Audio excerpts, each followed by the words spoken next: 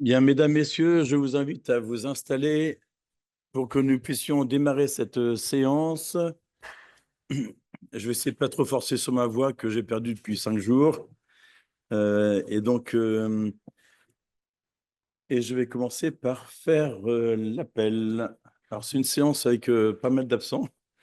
Voilà, soit des malades, soit des mères de famille. Enfin, il y a plein de choses. Donc, Olivier Lebrun présent, Vincent Guillon, pouvoir à Jean-Michel Sakidis, Laure Cotin, pouvoir à Jean Vernicaud, Louis Le Pivin. Présent. Jeanne-Marie Amann, pouvoir à Louis Le Pivin, Jean-Michel Sakidis. Présent.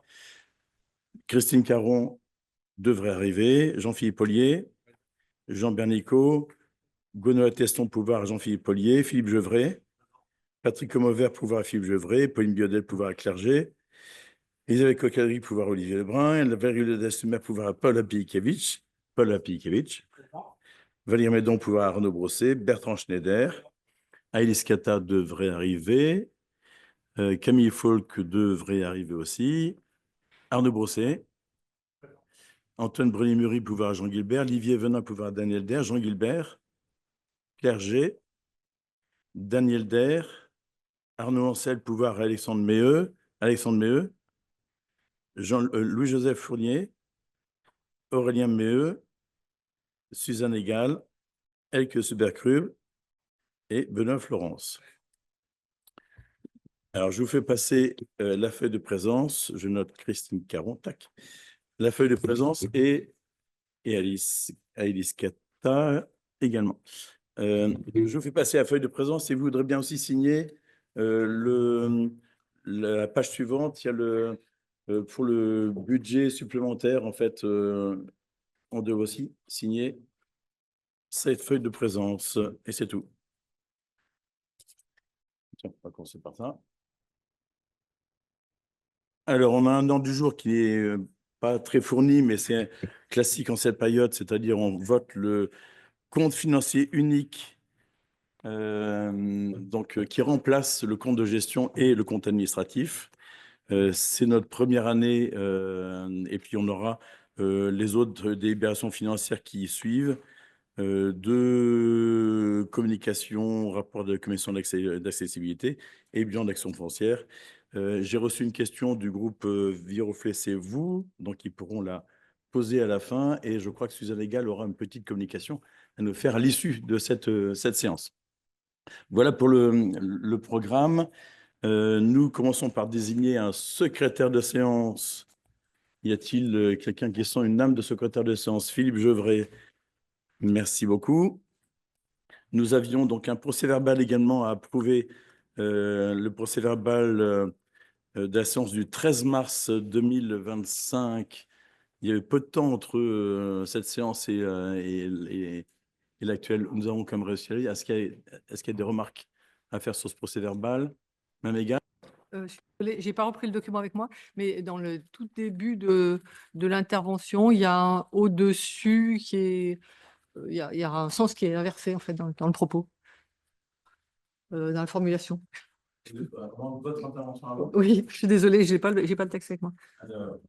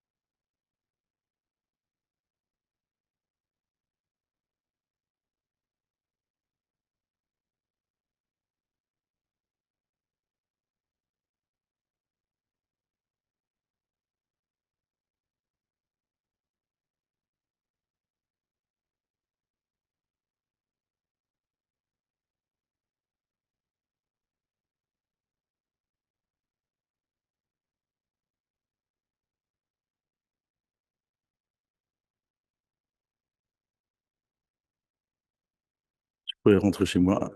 Voilà. Jean-Michel Sekidis, vous avez la parole. Monsieur le maire et vous tous, mes chers collègues, en introduction, quelques définitions.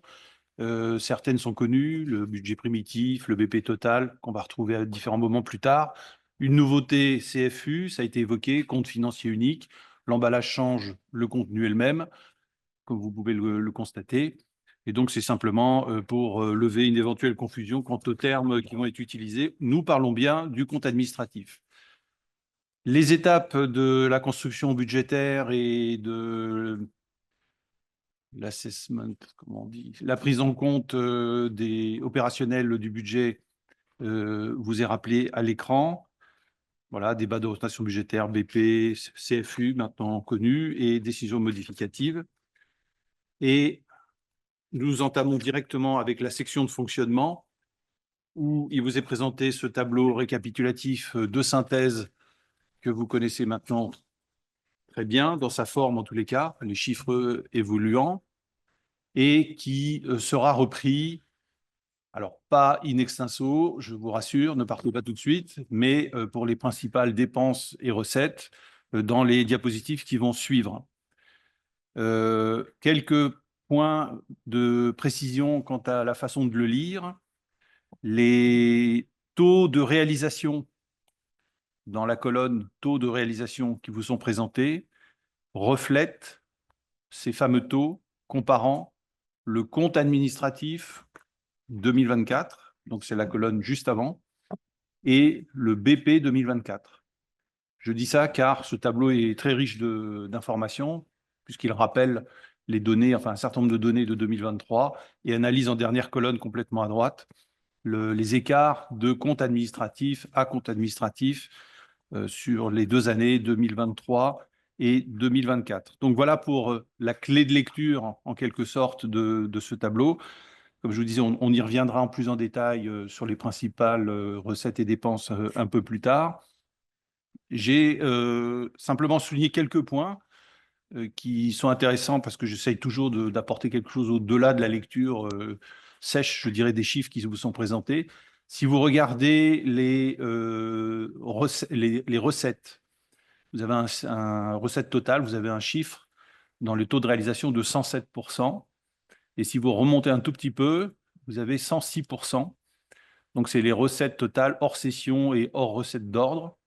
Et donc, si on regarde pro forma, par curiosité, l'évolution de ce 106% sur les années antérieures, on voit qu'en 2023, nous étions, si on faisait le calcul, je l'ai fait pour vous, on était à 107%, donc très, très stable.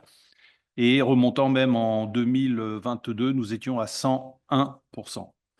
Donc, on reste dans des taux de réalisation sur 3 ans, en tous les cas, qui dépassent les 100%, malgré d'immenses fluctuations des écarts, comme vous pouvez le constater dans les 2 colonnes les plus à droite. Et il y a là un effet positif, en quelque sorte, de moyenne entre les plus et les moins, qui, comme je le dis chaque année, tant que tout va pas mal en même temps, ça passera toujours.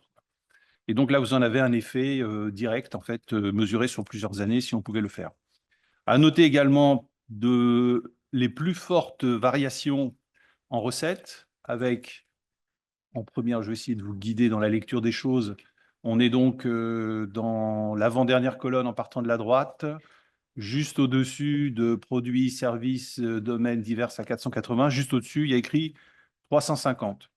C'est le différentiel de recettes entre CA et BP issu des subventions de la caisse d'allocation familiale, ce qui représente ces 350 K euros. C'est indiqué juste à gauche de ce chiffre, 128% de variation dans la colonne taux de réalisation. Alors, ça peut sembler considérable. Alors, j'ai regardé par curiosité, là aussi, les 2 années précédentes. On était à plus 73%, donc ISO l'année dernière, en 2023. Et en revanche, en 2022, on était à moins 18%.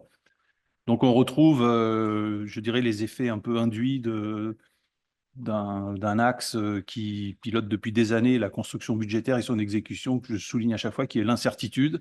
Et vous voyez, l'incertitude ne fonctionne pas toujours dans le même sens. Parfois, ça nous rapporte plus, parfois moins.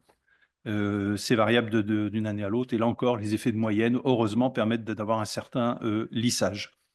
Identiquement pour tout ce qui est recettes de dotation et tout ce qui est dotation et participation, toujours dans l'année 2000, au cours de l'année 2024, on affiche plus 467 KE de recettes. C'est le chiffre en caractère gras si vous remontez dans la colonne écart CABP. Et ce chiffre-là se renvoie en fait à 112% du budget initial. Nous étions à plus 6 en 2023. Donc 112 en 2024, plus 6 en 2023, moins 4 en 2022. Donc là aussi, des fortes disparités qui illustrent là aussi la difficulté d'arriver à créer une surface budgétaire suffisamment stable pour pouvoir avancer et construire sur des appuis qui sont en recette, en tous les cas, qui ne sont pas forcément très stables, voire carrément aléatoires. Bon, je ne veux pas détailler les autres. Il y a aussi les produits-services, domaines, ventes diverses, à plus 480. Là aussi, on est passé de 112% à plus 5 l'année dernière, à moins 5 l'année précédente. Et les autres produits, 387 000 €, 199% cette année, 21 l'année dernière, plus 21, plus 7 en 2022. Donc tous les ans, en fait, pour ne pas être trop lourd sur ces comparatifs, tous les ans, en fait, on voit qu'il y a des événements exceptionnels. Un coup, c'est la TCFE qui tombe. Un coup, elle ne tombe pas, et où elle est compensée l'année suivante. Donc, ça fait un surcroît de recettes. Un coup, c'est la caisse d'allocation familiale qui rattrape des retards de versement. Un autre coup, c'est des cas réels qui sont produits pour nous ces dernières années. Une autre fois, c'est la TICFE qui est recentralisée au niveau de l'État, puis redistribuée avec un délai. Et un autre coup, on l'avait vu l'année dernière, on a bénéficié d'un, entre guillemets, filet de sécurité. Eh ben, il n'y en a plus cette année. Donc, vous voyez, il y a tous ces ensembles d'événements exceptionnels qui sont hors de contrôle pour ce qui nous concerne, dans tous les cas, qui expliquent ces disparités. Je précise tout ça parce que c'est toujours, je dirais, tentant de se dire 199% de variation, 153, mais que font-ils? Ils jouent le budget au dé, pas du tout. Vous voyez, les raisons profondes sont celles que je vous évoque. On parlera aussi un petit peu plus tard des recettes de cession. Pour en terminer sur les recettes, on passera ensuite aux dépenses, que je ne détaille pas plus, puisqu'on les retrouvera dans la slide 14 un peu plus loin. Donc, si vous voulez bien passer à la diapo suivante, on retrouve côté dépenses et recettes, cette fois-ci résumées sous une forme graphique, de façon un peu plus digeste, les chiffres qu'on a vus, les macro-chiffres en fait qu'on a vus précédemment, où finalement le résultat comptable est l'élément le plus important puisqu'il mesure, je dirais en bas à droite, le résultat de l'exécution budgétaire de l'année. Et donc, sans m'attarder plus que nécessaire sur cette synthèse, poursuivons avec la diapo suivante qui rentre un petit peu plus dans le détail, reprenant sur deux graphiques en haut les recettes de fonctionnement ventilées selon différents postes qu'on a vus juste avant sur le tableau synthétique, et dans la partie basse, le miroir, en fait, en miroir, les dépenses de fonctionnement qu'on a vu passer. Quelques éléments de comparaison, là aussi, je vais commencer par les dépenses, j'ai beaucoup parlé des recettes.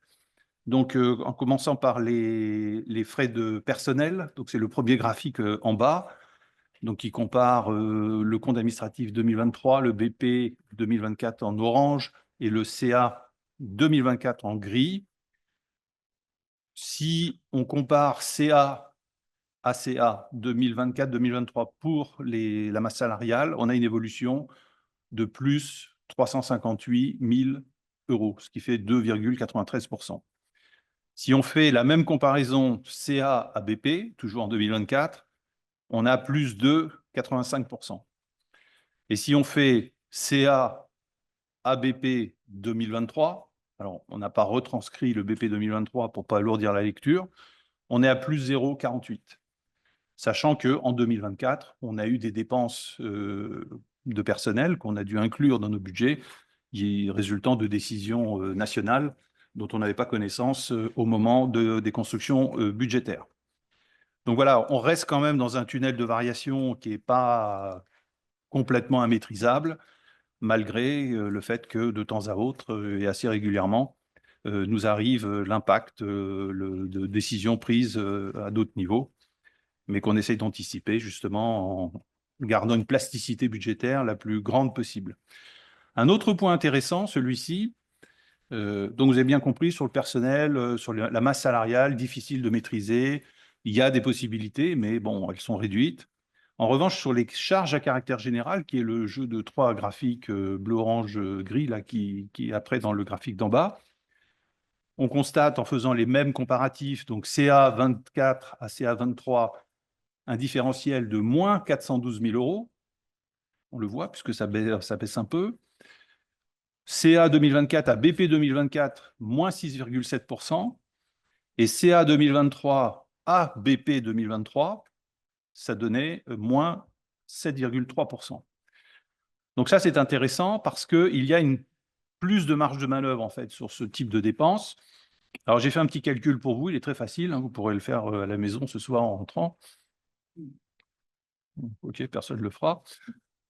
1%, non je plaisantais bien sûr, 1% de la masse salariale, ça fait 125 000 € en arrondissant. Ça fait 1,6% des charges à caractère général.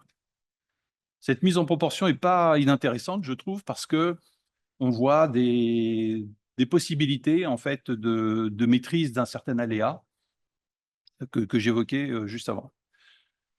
Voilà, après pour le reste, donc, c'est les autres charges de gestion courante, on y arrivera un peu plus tard. Juste quelques précisions sur les recettes. Je ne vous lis pas tous les détails, hein, parce que ça va être beaucoup trop long, mais il y a une vigilance à porter sur les recettes provenant des ventes immobilières, ce qu'on appelle les DTMO, les fameux frais de notaire, comme on dit. On a une baisse de 408 000 € en droit de mutation, ce qui fait moins 28%. Et puis surtout, sur plusieurs années, remontant jusqu'à 2022, on voit un tendanciel qui est baissier d'année en année. Alors c'est un peu, moi, j'ai pas d'explication, je soulève le point, mais à Viroflay, on a de plus en plus de logements et des droits de mutation qui baissent. Alors, je ne vais pas conclure maintenant, ni analyser plus, parce que ce n'est pas le moment, mais je trouve que c'est intéressant de mettre en parallèle ces deux paramètres. Il y a des pistes d'explication, mais il y en a beaucoup, en fait. Il n'y en a pas qu'une. L'autre point qui ne ressort pas non plus dans la partie recettes, parce qu'il est dans les autres produits ou dans les autres produits, c'est le fait que en 2024, les 3 comptes à terme sur lesquels nous avions investi les 12 millions d'euros que nous avions empruntés il y a quelques années, nous ont rapporté 413 000 €. Et si vous faites 413 000 € divisé par 12 millions d'euros, ça nous fait un rendement de 3,44. C'est-à-dire on a investi à 3,44% les 12 millions qu'on avait empruntés à 1,73. Ça aide aussi à boucler certains engagements budgétaires. Voilà, je ne m'attarde pas plus sur ce point-là. Je passe un cran plus précis dans la ventilation des frais de personnel qui vous est rappelé cette fois-ci par fonction. Alors les fonctions, c'est les chiffres 0, 1, 2, 3, 4, 5, 6, 7, enfin il n'y a jamais de 7, 8 là qui sont sur le côté. Et on constate en fait d'année en année ou de BP à CA des variations, donc à la fois des variations au sein même d'une même année et des variations d'une année sur l'autre. Mais ce n'est que la vie normale des organisations humaines, je dirais. Les gens viennent, partent, d'autres sont remplacés par d'autres encore qui n'ont pas exactement le même profil, etc. Donc, ça n'est pas singulier, ça ne reflète que ce qui se passe partout ailleurs, dans toutes les organisations. J'ai le détail des fluctuations par fonction. Je ne sais pas trop si ça vaut le coup de les détailler pour pas trop alourdir, mais si on résumait d'une phrase, ce sont essentiellement tout ce qui touche à l'enseignement et culture, vie sociale, jeunesse, sport et loisirs qui portent les principales variations au sein de la même année et qui sont bien entendu attachés à soit des vacations de poste qui ensuite sont remplacées, soit des nouveaux profils en quelque sorte. On poursuit avec les fameuses charges à caractère général que j'évoquais juste avant. Et là encore, en reprenant le même canevas de présentation, ce que vous ne voyez pas parce que ça n'est pas présenté, c'est la comparaison en fait en pourcentage des écarts entre le CA 2024 et le CA 2023. Donc c'est la partie complètement à droite, la colonne. Donc vous l'avez en valeur tout en bas à moins 364 321. Et je fais le calcul pour vous, ça fait moins 4,8%. CA 2024 comparé à 2023, moins 4,8%. Et ce total des écarts de 2024, mais cette fois-ci comparé au BP 2024, c'est l'avant-dernière colonne, c'est celle juste avant, où vous retrouvez les 519 593, représente 6,7%. C'est pour ça que vous avez des chiffres négatifs. Et donc, je vous disais tout à l'heure que 1% de la masse salariale, c'est 1,6% des charges à caractère général. Ben là, je peux vous dire que 1,6% des charges à caractère général, c'est 1% de la masse salariale. Ça marche dans les deux sens, en fait. Les grosses variations, bien entendu, ben vous l'avez vu par vous-même, c'est la troisième ligne, les fluides et énergie, où on a des écarts, un écart de presque 689 000 euros, qui est lié aux baisses du prix de l'énergie et puis aux différentes économies aussi d'énergie en kilowattheure aussi qu'on a réalisé. On mesure chaque année un peu plus le fruit des investissements qu'on réalise en flux continu depuis très longtemps. Sachant que l'énergie reste quand même, je le disais au moment des présentations budgétaires, reste quand même beaucoup plus chère en France que dans d'autres pays d'Europe. Entre 2 et 4 fois plus cher selon qu'on parle d'électricité ou de gaz, alors qu'on a un parc nucléaire, etc. Donc, il y a un potentiel théorique, en tous les cas, de baisse substantielle encore de ce budget énergie. Et évidemment, il n'est pas sous notre contrôle total, puisqu'on ne peut pas économiser au point de ne rien consommer du tout. On s'en serait rendu compte si c'était possible. Sachant que de toute façon, en parallèle, on aura besoin de rechercher toujours plus d'énergie, d'économie dans ce poste-là, car en miroir, les prestations de services que vous voyez en première ligne ou l'alimentation en deuxième ligne subissent pour les prestations de services une augmentation de 14%. Alors, c'est des augmentations qui sont liées à l'application de formules d'index de marché que nous avons en cours, tant pour le bâtiment que pour la voirie ou d'autres fonctions qu'on voyait passer précédemment, mais qui touchent aussi pour la partie alimentation. Et vous le savez, hein, c'est quand même extrêmement, comment dire, débattu à la fois dans l'audiovisuel au sens large, l'augmentation substantielle des coûts d'alimentation, puisqu'on a subi plus 18% entre 2022 et 2023 pour les coûts d'alimentation, c'est-à-dire en gros tout ce qu'on achète en nourriture pour alimenter la cuisine centrale ou fournir des repas aux crèches, etc. Et une augmentation aussi subie en 2024 de plus 9%. Donc voilà le panel, un peu le panorama en fait de ce qui compose ces charges à caractère général. J'insiste un peu là-dessus parce que ça représente quand même un montant qui est assez important, 7 millions et quelques. Il y a un gisement toujours possible de recherche d'optimisation sur ce poste-là avec les proportions que je vous donnais. Et je poursuis avec, à l'inverse, les autres charges de gestion courante, où là, malheureusement, on a beaucoup moins de marge de manœuvre pour une raison extrêmement simple, qui est que 80% des dépenses de gestion courante, vous pouvez le voir en faisant quelques additions, couvrent les services incendie, la piscine et les subventions aux associations, la série de subventions aux associations, qui reste quand même indispensable pour donner un carburant, en tous les cas budgétaire suffisant, qui vient alimenter une vie associative sans laquelle une ville est autre chose. Voilà, donc la somme de ces trois grands postes de dépenses représente 80% en fait de ces dépenses. Donc il y a un certain nombre de marges budgétaires sur ces charges de gestion courante qu'on n'a pas à l'instar de ce qu'on avait sur les charges générales qu'on voyait juste avant. Pour vous donner quelques chiffres calculés, variation du compte administratif entre 2024 et 2023, donc le chiffre global cette fois-ci, on fait plus 67 000 €, c'est le chiffre en bas à droite que vous voyez, 66 897, ça représente plus 3,7%. Et de compte administratif 2024 à budget 2024, on a une variation de 55 989 € que vous voyez dans l'avant-dernière colonne tout en bas, ce qui représente moins 2,9%. De BP à BP, par contre, alors, il n'y a pas l'information du BP 2023 qui est rappelée, mais je l'ai relevé pour vous. Le BP 2024, lui-même, était à 1,5% au-dessus du BP 2023. Donc, vous voyez, on reste quand même dans une épure assez raisonnable en termes d'impact en euros, vu d'abord la nature de ce poste-là, de gestion courante, de charge de gestion courante, et puis le poids dominant des trois grands postes que je mentionnais, services incendie, piscine et subventions, qui, à eux seuls, pèsent 80%. Donc, un budget qui est très amorti, en fait. On poursuit avec... Donc, toutes ces diapos que je vous présente une par une sont le détail du tableau de synthèse que je vous présentais en introduction.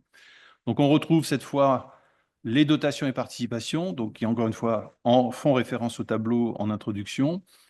La grosse variation qui a sûrement attiré votre regard, c'est la 4e ligne, État, compensation, abaissement, AGE, MAT, où là, on voit, en comparant les chiffres qu'on fait entre CA et BP, on passe de 75 000 € qu'on avait au BP à 149 000, presque 150 000 €, c'est-à-dire quasiment le double. On pourrait se poser la question de pourquoi. D'abord, qu'est-ce que c'est? Il s'agit en fait de la compensation de l'obligation de scolariser les enfants dès 3 ans. Mais comme en 2023, on nous a versé 0, ils ont fini par se dire « Ah, on a oublié ». C'est pas vrai, on est allé leur dire. Et puis, ils nous ont compensé. Et donc, comme on n'était pas certain d'encaisser ça en 2024, on en a émis 75 000 €.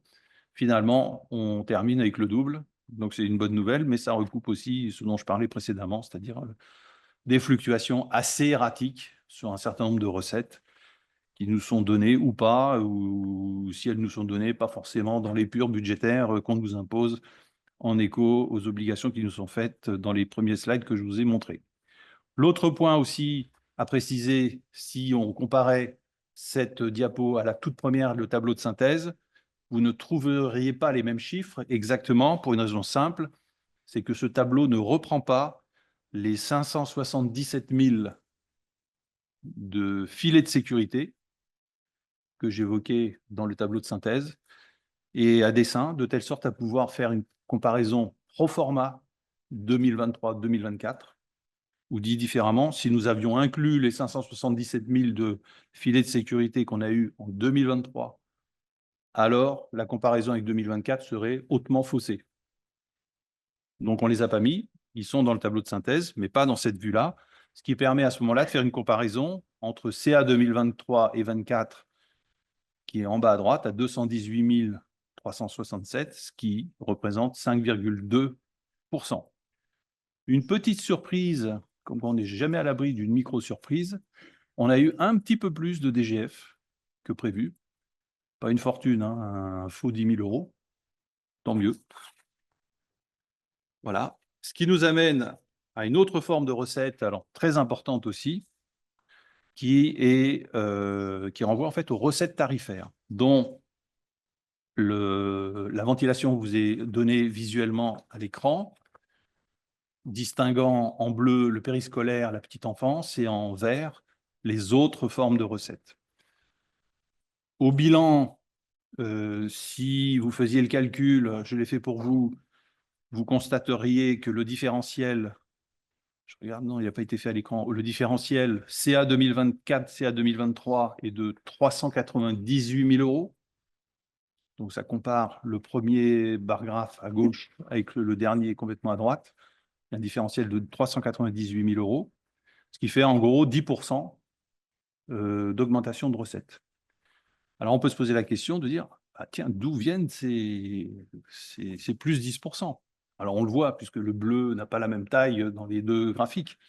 Et en fait, en faisant une petite étude à rebours sur quelques années, on voit qu'en 2022, ce qui n'est pas représenté, hein, en 2022, les recettes périscolaires et petite enfance représentaient 64% des recettes. En 2023, 69%. En 2024, 71%. Donc, il y a une progression, en fait, assez, comment dire, mécanique, en tous les cas sur 3 points successifs, sur 3 années successives, des recettes périscolaires petite enfance. À un moment donné, il sera peut-être intéressant de creuser, de savoir pourquoi. On peut là aussi avoir des idées, mais on peut les détailler tout en recherchant je dirais un cocktail de raisons, comme c'est souvent le cas, qui explique ce genre de variation.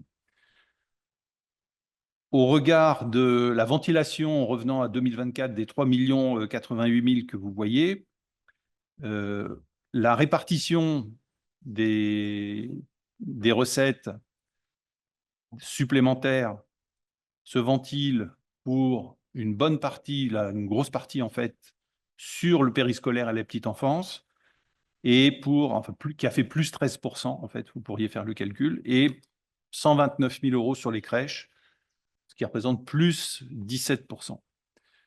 Je précise un point, parce que ça avait été évoqué à différents moments, tout ce qui est place de marché sont des recettes fiscales qui ne sont pas comptabilisées dans ces services tarifés, donc comptées ailleurs. Si on se pose également la question, parce que c'est quand même pas un montant négligeable, de la partie verte en fait de ces graphiques à 1 272 000. La ventilation de ces recettes renvoie aux redevances de stationnement pour 377 000, l'occupation du domaine public 326 000, la redevance piscine qui a eu un caractère exceptionnel en termes de recettes parce qu'il y a eu une régularisation des années antérieures. Donc là, on sait qu'il y aura quelque chose qui sera de non répétible à la même hauteur dans les années à venir. Bon, ça ne représentait que 138 000 €, mais c'est bon de le noter pour les constructions futures. Voilà, plus d'autres sources de revenus sur lesquelles je ne m'attarde pas. Et je poursuis avec cette slide en fait, qui récapitule les sessions que j'évoquais tout au début, en vous précisant qu'on les retrouve un petit peu plus loin. Donc, ces sessions sont des recettes que l'on voyait dans le tableau de synthèse de fonctionnement, où vous retrouvez une opération qui provient d'un leg, c'est la première ligne, dont la ville a profité à hauteur de 1/4 du produit de la vente, une maison léguée par Madame Gardissal au 20 rue d'Asler, donc 150 000 €.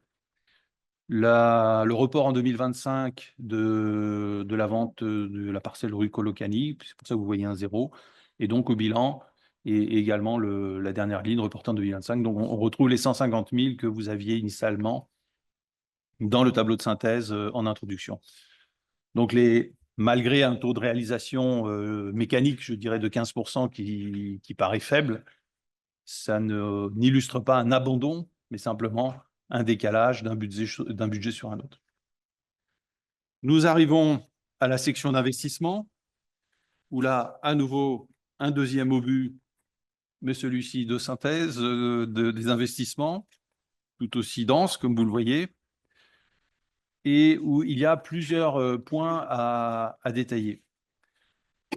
Rapide, je vous rassure. La première chose est que quand on regarde la colonne complètement à droite, qui reprend les reports 2024 sur 2025, on voit 1 075 000, donc dans la cellule en gris.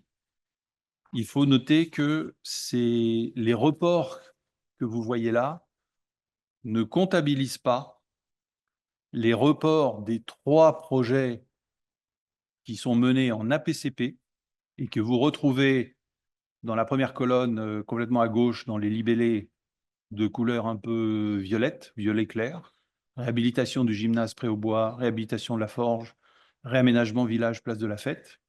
Vous voyez que si vous poursuivez vers la droite de ces 3 programmes-là, il n'y a pas de chiffre de report. Pour une raison extrêmement simple, c'est que les APCP sont gérés, entre guillemets, en autonomie d'eux-mêmes, et donc ils sont reportés sur eux-mêmes. Et je vous rappelais, lors du vote du budget, le poids des APCP dans nos investissements, qui était de mémoire de l'ordre de 78%. Donc les 1,075 dont on parle ici, c'est hors APCP. J'ai quand même noté, pour vous rappeler un peu le contexte et puis surtout l'order de... Non, comment, la magnitude, la taille de ces projets, pardon. L'APCP prêt au bois, c'est 16,68 millions d'euros sur 2021-2026. La forge, c'est 6,2. Donc c'est en AP, hein, c'est les chiffres d'AP que je vous donne. Millions d'euros de 2023-2026. Et quartier village place de la Fête, 8 750 sur 2023-2027. Donc ce sont des montants considérables, hein, on l'a déjà dit. Mais qui sont gérés justement en APCP, donc avec une certaine autonomie réflexive en quelque sorte vis-à-vis d'eux-mêmes. Voilà, donc c'est tenant compte de cette disposition qui est quand même importante, qu'il faut lire ce tableau. Ce n'est pas un oubli, c'est simplement une façon de gérer qu'on a déjà mis en place et que vous connaissez. Les taux de réalisation, si on s'y attarde, ce prérequis étant posé, si l'on calculait CA 2024 sur BP 2024, donc troisième colonne chiffrée sur première colonne chiffrée, ça fait 77%. C'est-à-dire on a donc hors dette et mouvement d'ordre. Et dette et mouvement d'ordre, c'est les deux lignes entre la dernière grise et la bleue qui sont dans le bas du tableau. Parce que ça, ce sont des lignes qui ont un caractère financier, qui ne reflètent pas directement une exécution opérationnelle, pour ainsi dire. Donc, si on exclut ces deux lignes-là, donc pour comparer des choses pro forma, CA 2024 sur BP 2024, 77%. On avait 58% en 2023. On avait 85% en 2022. On avait 92% en 2021. Donc, on reste dans les purs, hautes même, de l'exécution budgétaire. C'est un chiffre qui est important parce qu'il reflète indirectement, alors pas complètement, mais avec une plutôt bonne corrélation, le fait qu'on ne met pas beaucoup trop de projets d'investissement à réaliser en même temps, avec une incapacité parfois de les mener à bout tous en parallèle. C'est ce que montreraient des chiffres, entre guillemets, à la dérive de ces taux de réalisation. C'est ce que un temps je décrivais comme l'effet d'une boule de neige qui dégringole une pente et qui de temps en temps saute une marche, donc elle se casse un peu, il y a un morceau de neige qui s'en va, mais elle continue de dévaler la pente et elle regrossit tout le temps, quoi. On n'est pas dans ce cas-là. Donc, ces éléments synthétiques étant posés, si on rentre maintenant un peu dans le détail, en commençant par le bâtiment, vous retrouvez de façon un peu plus détaillée les chiffres que l'on voyait précédemment consolidés. On y retrouve la réhabilitation du gymnase du Pré-aux-Bois en couleur violette, et puis un peu plus haut, l'autre APCP, démolition, reconstruction de la forge. Vous avez les taux de réalisation. Donc, par soustraction, en complément de ce qu'on voyait précédemment, dont je vous indiquais qu'il ne retranscrivait pas à dessein les reports de ces projets, par soustraction à 100%, vous pourriez calculer la contraposée, en quelque sorte, des chiffres qui vous sont donnés. S'ajoute à ces deux programmes importants du secteur bâtiment, tous les autres investissements qui sont réalisés en cours d'année. Et donc, tout cela nous amène au chiffre qui est en bas à droite, à 61% de taux de réalisation. Le taux de réalisation, cette fois-ci, qui est donné, je le rappelle, hein, c'est bien compte administratif sur budget primitif. J'ai repris le chiffre de 2023. Donc, compte administratif 2023 sur BP 2023, on était à 26%. Donc, on a fait quasiment x2,5 sur le taux de réalisation. C'est là aussi un signe qui corrobore ce dont je parlais précédemment avec ma métaphore de entre guillemets, la boule de neige. Et c'est pas très étonnant parce qu'en fait, que ce chiffre soit bon, parce que il renvoie à des choses qu'on a vues, soit soi-même, soit découvert au moment de restitution d'avancement des grands travaux qui sont le gymnase des Prés-aux-Bois, la forge qu'on voit sur l'avenue, et puis surtout la fin de la MJV du Leveux.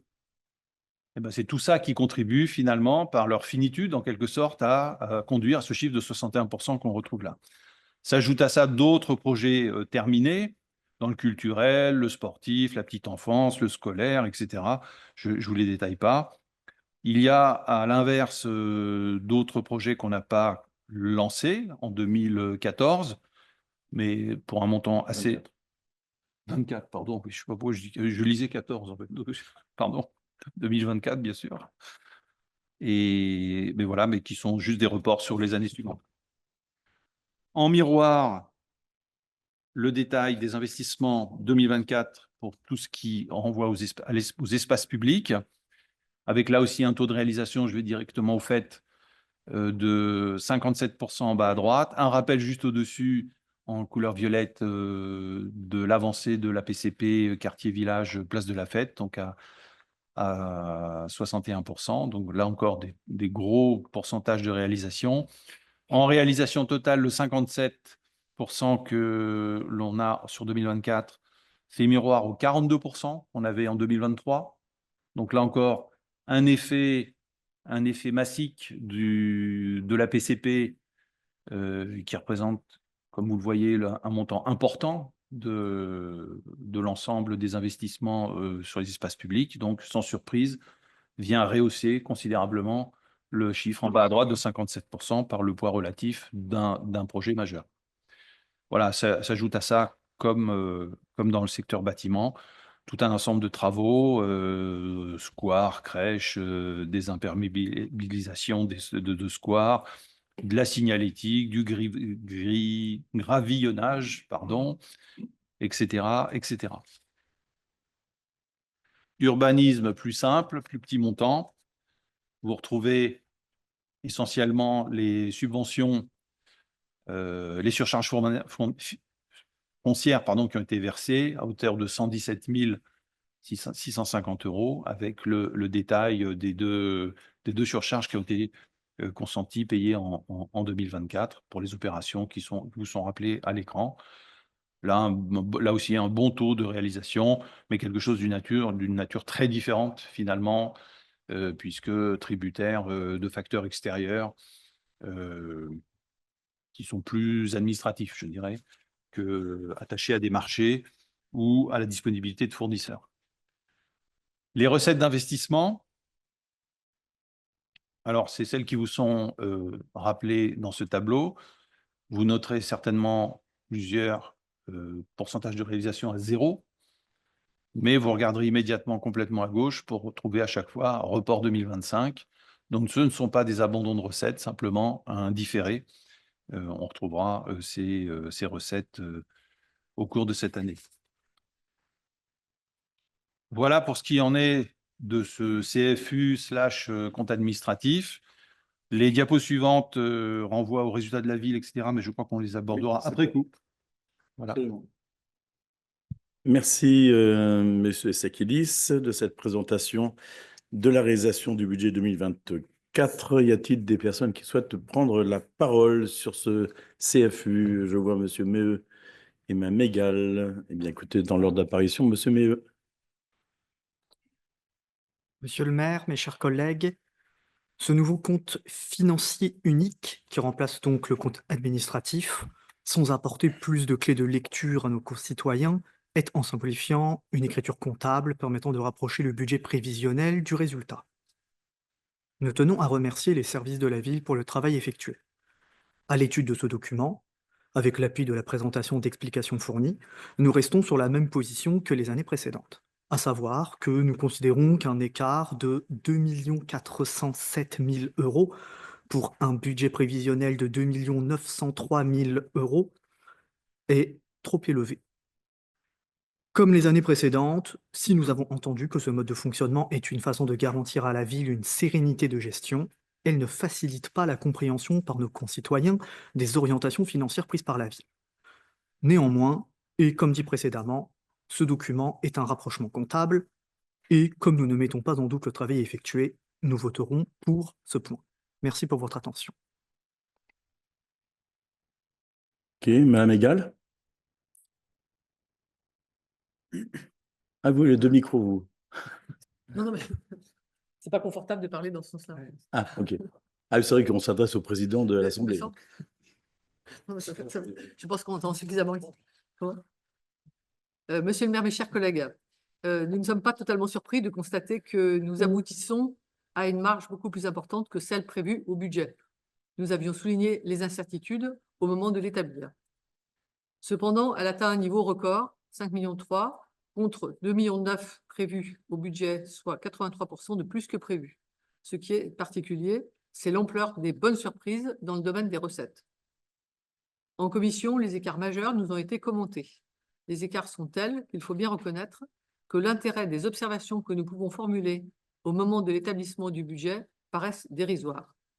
Quand nous demandons par exemple que la ville fasse un effort pour accélérer le remplacement des chaudières au fioul sur la commune par des chaudières plus performantes et moins polluantes, vous nous répondez que cela sort du cadre de responsabilité de la ville et que nous n'avons pas les moyens financiers d'aider les personnes qui en auraient besoin.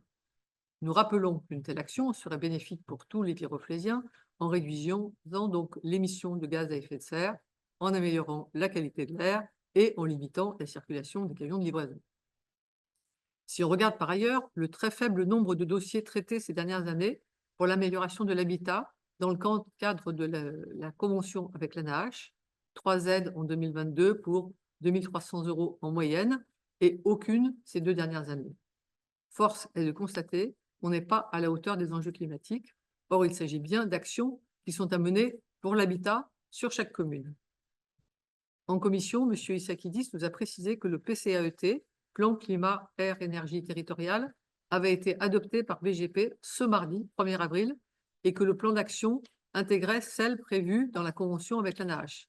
Pourriez-vous nous en dire davantage? Dans le domaine du périscolaire et de la petite enfance, les recettes dépassent de 13% celles de 2023, alors même que les effectifs baissent en 3 ans, 53 élèves de moins. Par ailleurs, les recettes CAF excèdent les prévisions de 350 K €, pour partie dans le cadre du contrat enfance-jeunesse. Ces excédents pourraient pour partie venir abonder les moyens octroyés aux centres de loisirs, comme nous l'avons demandé lors de la discussion budgétaire de 2025.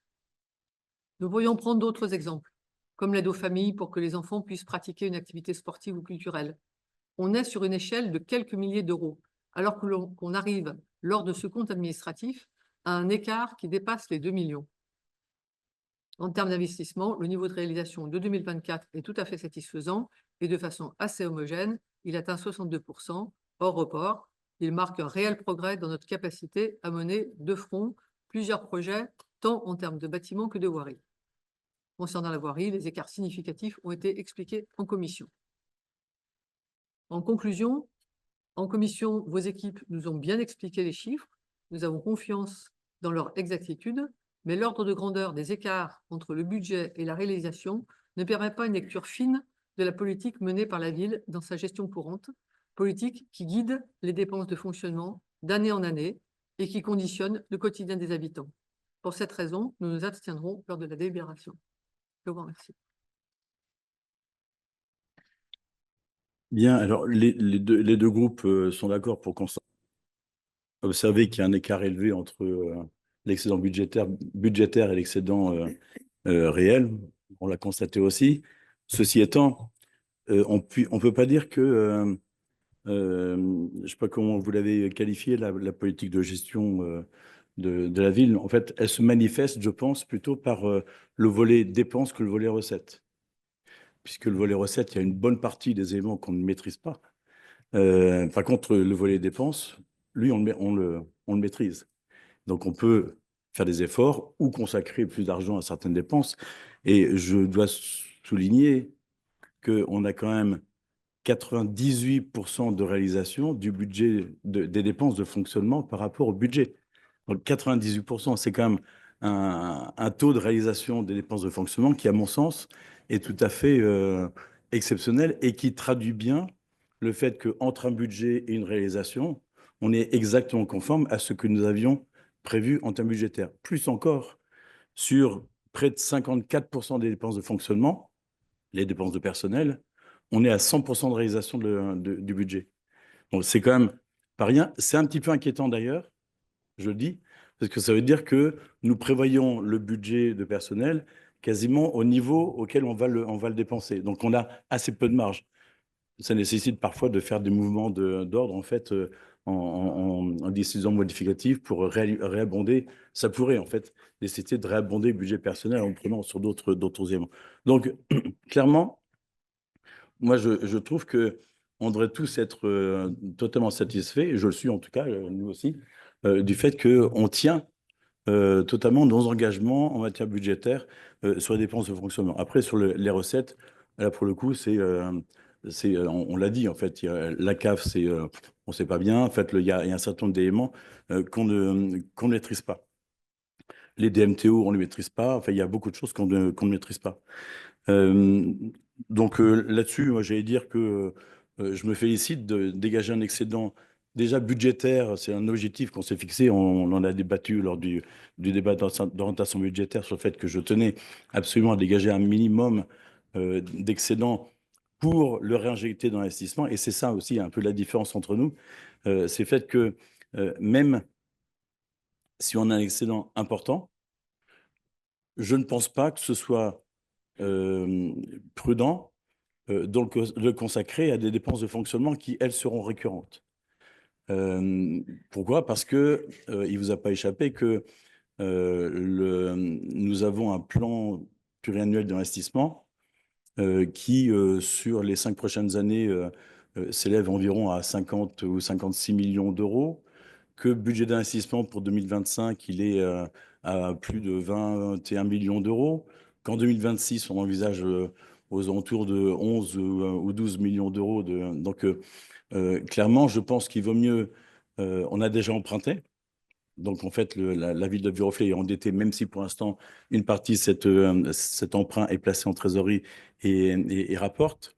Donc, je pense qu'il est plutôt, je pense, préférable de se dire que on consacre la très large majorité de notre excédent, qui est plus important que prévu, au financement des investissements pour éviter que la ville de Viroflay se retrouve endettée davantage dans les années à venir.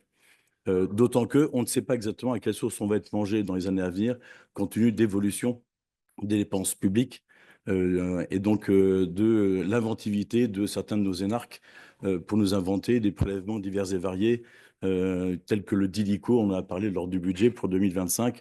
Là aussi, c'est quelque chose qui est, voilà, je pense qu'on ne retrouvera jamais cette somme-là. Ce sera un prélèvement ni plus ni moins.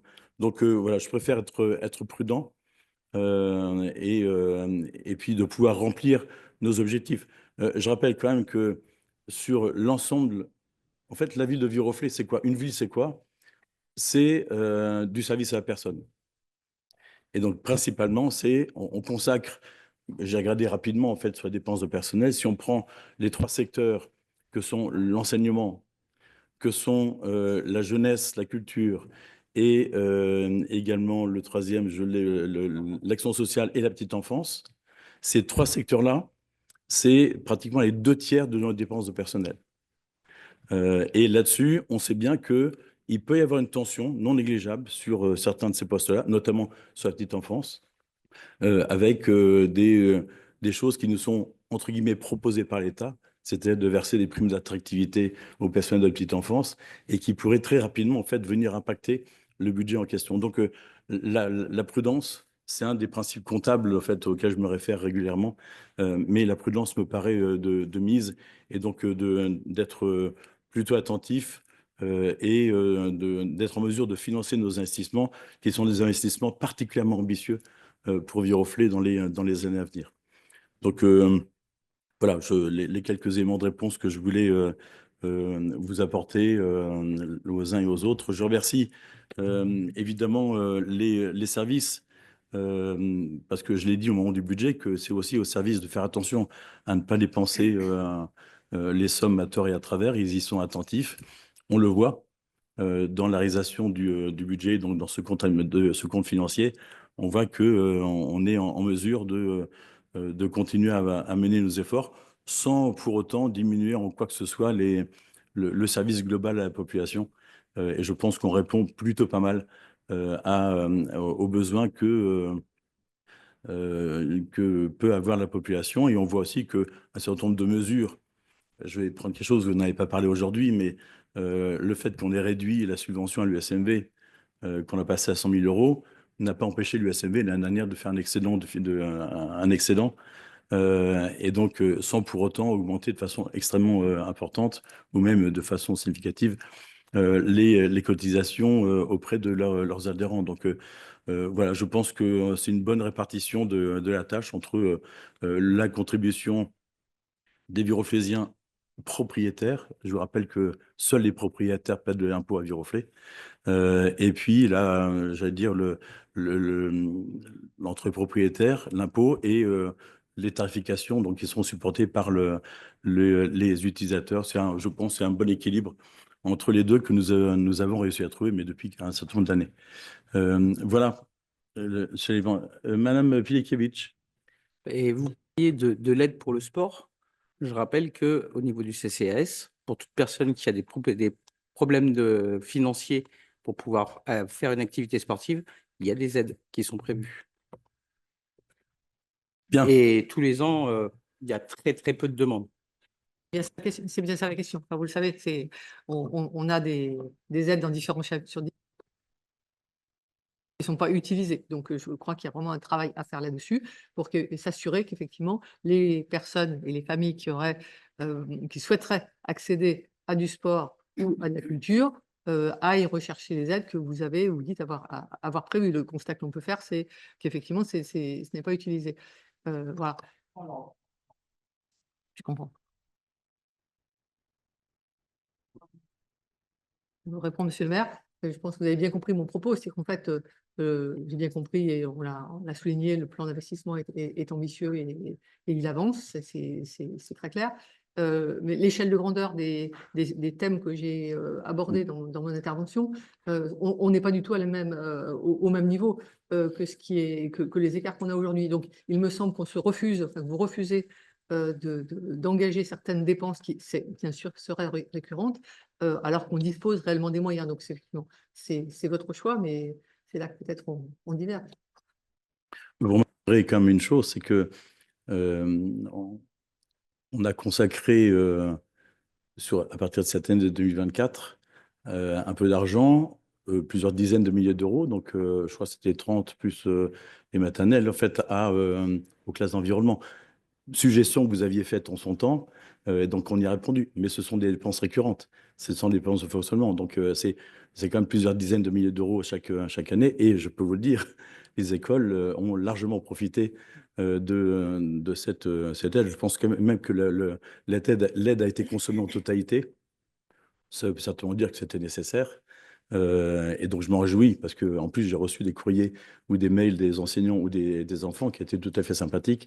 Donc, voilà, ça nous arrive aussi de retenir et d'intégrer dans notre budget des éléments auxquels vous pouvez faire allusion ou pour lesquels vous faites des propositions vous-même. Donc, nous sommes extrêmement ouverts à Mégal. Peut-être qu'un jour, on arrivera à d'autres éléments. Mais je pense que d'abord, ce qui est le plus important, même si ce n'est pas la même grandeur, je suis assez inquiet sur l'évolution des finances nationales. Ce qu'on entend aussi actuellement n'est pas forcément de nature à me rassurer sur ce qu'on peut entendre dans le niveau géopolitique. Et donc, il est important de pouvoir se dire, on a un programme qui est lancé en fait d'investissement, il faut pouvoir le financer.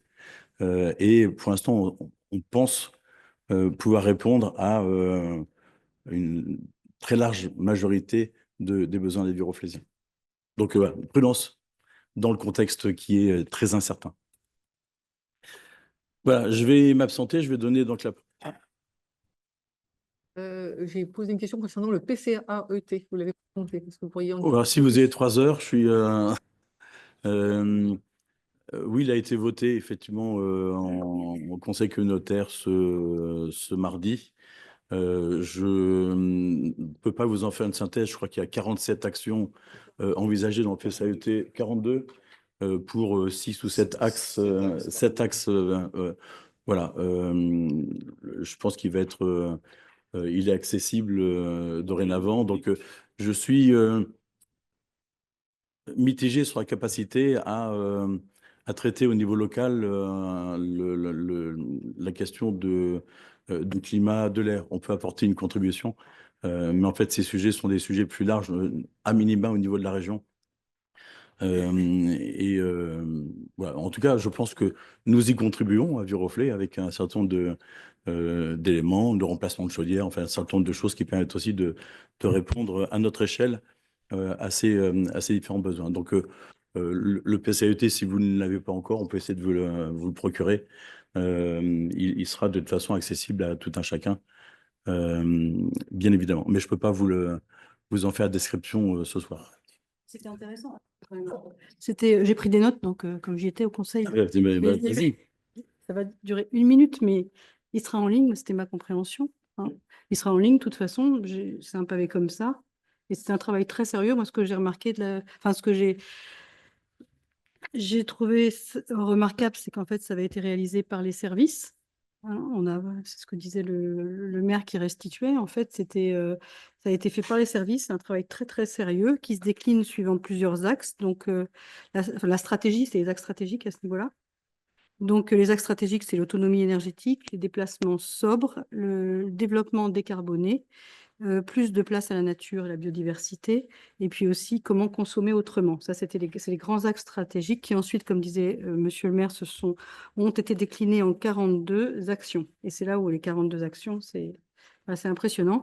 Et dans le circuit, ma compréhension, c'est qu'ensuite, ça doit effectivement aller au conseil régional, à la préfecture aussi. Donc là, il y a quelques mois de délai et une autre instance, à la DRIA, ouais, ça. Donc ça va faire 2 mois plus 3 mois et ensuite il y aura une prochaine délibération en octobre à Versailles Grand Parc.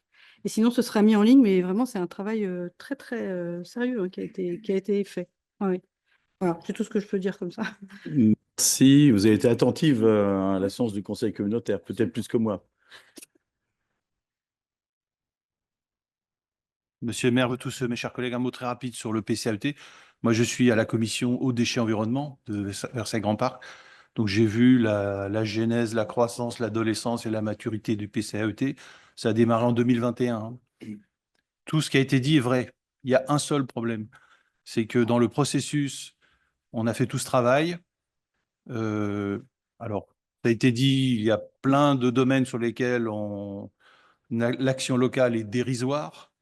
Qualité de l'air, quand vous avez la 86 qui vous traverse, vous pouvez amener tout le monde à pied si vous voulez, ça change absolument rien. Mais bon, je ne détaille pas. Le problème, il est démocratique parce qu'à l'issue de ce travail, il faudra l'accord de tout un aréopage d'organismes dont la DRIA, la préfecture, le machin, tout a été cité. Très bien dit, absolument. Et seulement après, ça fera l'objet d'une réunion publique. Et moi, j'ai posé la question qui fâche. Vous connaissez. Je dis donc, si les gens font des remarques, demandent des changements, ça va être pris en compte. Et ben, on m'a dit, ben non. Vous voyez. Donc, on est bien dans une espèce de mascarade administrative où, à l'issue d'un processus qui a été déroulé dans le dos des habitants, on essaie, comme ça, par un subterfuge qui est une grosse ficelle marine, si vous voulez, de faire accepter un plan où tout est ficelé, finalement. C'est pas du tout ce qu'on fait ici. C'est un peu en miroir de ce que nous, on pratique que je soulignais ce point-là. C'est le vice-président en charge de ce sujet-là, Versailles Grand Parc, sera content d'entendre ça. Mais je le dis, Voilà, bon, je ne vais pas m'attarder. On était sur le compte financier unique là, ce soir. Donc le PCAET est quand même un petit peu éloigné du compte financier unique, financier unique. Voilà, donc étant donné qu'on était sur le CFU, je passe la présidence de cette assemblée à Louis Lepivin qui va attendre que je sois sorti pour procéder au vote et qui pourra présenter, donner la parole ensuite au rapporteur pour la délibération suivante. La poubelle.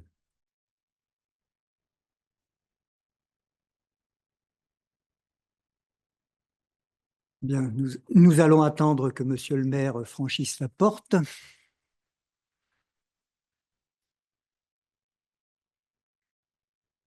Ah.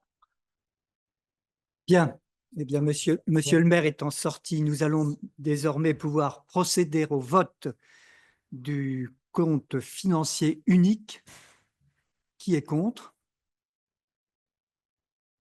Qui s'abstient? 3 abstentions. Donc, la délibération est approuvée à la majorité et nous allons pouvoir demander à Monsieur le maire de revenir. Et comment? Et pendant qu'il revient, nous allons lancer la délibération suivante, donc qui est l'affectation des résultats budgétaires, des résultats du budget 2024. Monsieur Issakidis, vous avez la parole. Monsieur le maire et vous tous, mes chers collègues, je me retrouve un peu dans la situation des chaînes d'infos où le magnéto ne part pas. Vous voyez ce que je veux dire? Parce que c'est tellement simple à présenter qu'il y en a pour 30 secondes, même pas. Juste pour dire que vous retrouvez bien évidemment, et fort heureusement, j'allais dire, les chiffres qu'on a vus par le détail précédemment dans l'exposé du compte administratif. Alors évidemment, en portant notre attention sur la dernière colonne de la plus à droite, les autres étant rappelés à titre informatif pour 2022-2023, l'excédent du budget de fonctionnement qui a été commenté juste avant à hauteur de 5 759 293, qui est donc le résultat de fonctionnement qu'il va falloir affecter, et symétriquement et en miroir, la même chose pour la section d'investissement où vous retrouveriez, si vous en preniez le temps, les chiffres que vous voyez dans la colonne 2024, dans les différents tableaux qu'on a pu commenter, et où là, l'affectation des 19 460 236, comme indiqué, ira au compte 001, qu'on va voir juste après, en fait. Voilà, donc un résultat de clôture global qui est dans la ligne jaune à hauteur de 25 219 529. Bien, y a-t-il des questions? Des prises de parole? Monsieur le maire revenant, je lui cède à nouveau la place. Ça a donné quoi sur vos précédents? Majorité. Très serré. Très serré. Puis la présentation donc de l'affectation des résultats a été faite, pas de demande de parole, donc nous procédons au vote. Y a-t-il des oppositions? Des abstentions? 3 abstentions. Je vous remercie pour l'adoption de cette délibération. La délibération suivante concerne la décision modificative suite à cette affectation du résultat. Donc, monsieur Issakidis, vous avez la parole. Monsieur le maire, vous tous, mes chers collègues, on retrouve ce chiffre de 5 millions et quelques que nous voyions précédemment, cette fois-ci scindé en 500 000 euros qui irait, selon cette proposition, à la section de fonctionnement, et le solde qui est à hauteur de 5 259 293 à la section d'investissement. Je note simplement un point qui est la ventilation de ces 500 000 euros que vous voyez dans le premier tableau sur 3 postes de ventilation, enfin 3 chapitres, et on y retrouve 200 000 euros en frais de personnel, en écho de ce qu'évoquait monsieur le maire juste avant, en relatant les atermoiements ou parfois les errances des décisions qui viennent nous frapper en termes d'impact sur la masse salariale. Donc, je soulignais ce point-là parce que pour qu'il n'y ait pas de confusion entre prudence et frilosité. Et mettre 200 000 euros sur les frais de personnel, compte tenu de ce qu'on vit tous les ans, c'est pas de la frilosité, c'est de la prudence, mais c'est de la bonne prudence bien saine, quoi.